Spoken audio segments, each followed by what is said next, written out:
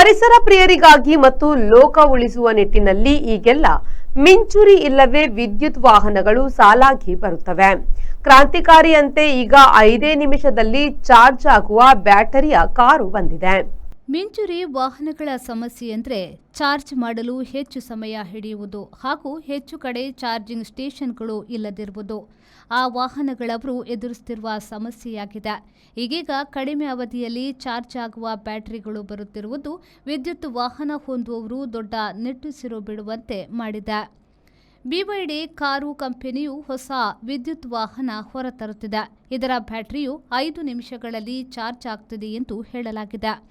ಹೊಸ ತಂತ್ರಜ್ಞಾನದ ಬ್ಯಾಟರಿ ತಯಾರಿಸುವಲ್ಲಿ ಯಶಸ್ವಿಯಾಗಿರುವುದಾಗಿಯೂ ನಮ್ಮ ಕಾರು ಬೇಗನೆ ಬಿಡುಗಡೆ ಮಾಡುವುದಾಗಿಯೂ BYD ಕಂಪನಿ ಹೇಳಿಕೆ ನೀಡಿದೆ.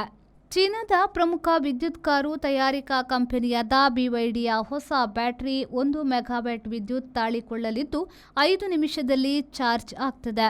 ಪೂರ್ಣ ಚಾರ್ಜ್ ಮಾಡಿ 400 ಕಿಲೋಮೀಟರ್ ಓಡಿಸಬಹುದು. ಅರ್ಥಾತ್ 1 ಸೆಕೆಂಡ್ ಚಾರ್ಜ್ ಮಾಡಿ 2 ಕಿಲೋಮೀಟರ್ ಓಡಿಸಬಹುದು. ಸದ್ಯ ಚೀನಾದಲ್ಲಿ ಬಿಡುಗಡೆಯಾಗಿರುವ ಕಾರು ಪ್ರಪಂಚ ಮಾರುಕಟ್ಟೆಗೆ ಬರಲಿದೆ.